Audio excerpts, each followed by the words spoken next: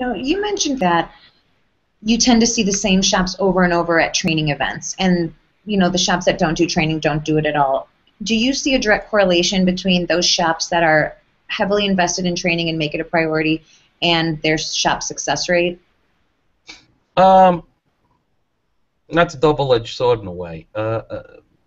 If you look at the MSOs and the DRP programs, a lot of the DRP programs are requiring their DRP shops to go ahead, direct repair shops with insurance companies, to go through ICAR training and some other training.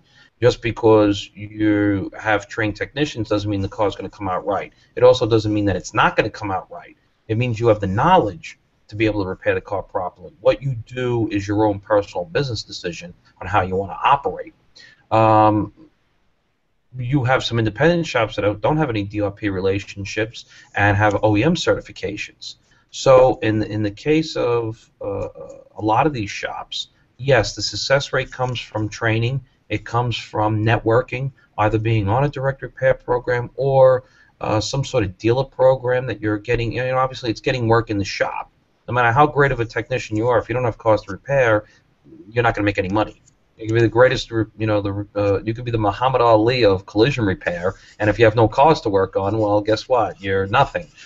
So I think it's a networking thing that happens at the trade shows like Automechanika, and there's a few other trade shows around across the United States that we see each year.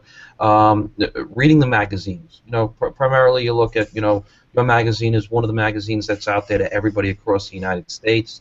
There's not a lot of magazines that go everywhere. So those are the people who get involved. Those are the people who make phone calls. Those are the people who get involved on Facebook in certain pages on collision repair. Also, LinkedIn is another one where they connect with people and talk and ask questions.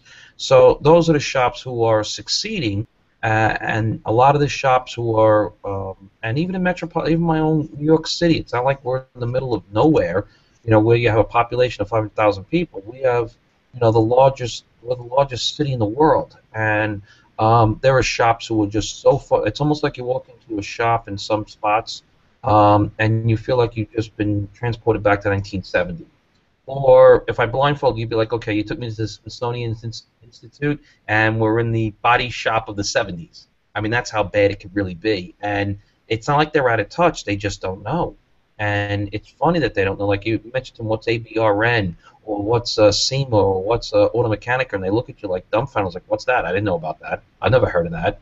And it's like, well, no, yeah, I can understand. SEMA's, Mechanica's all, fairly new in the United States, but yeah, SEMA's fairly new too. It's only been going on for the last 40 years, but I understand. Maybe it didn't get to you yet, and that's where I think the problem is. It's lack of. I'll be honest. It's lack of pride. It's like anything else. Why do certain guys succeed or certain women succeed in business and others don't? Laziness. I don't care. It's your attitude. You're the one who's reflected to the point that I don't care about this. And we have other places that have had the ability to succeed in this business. So when people complain, I look sometimes and say, really, I don't see that with the shops I deal with. Or the MSOs don't see that. Even though they're on direct repair programs versus what some of my clients are, they don't see those same problems you're complaining about. This is what you need to do. And then they don't want to do it. That's what happens.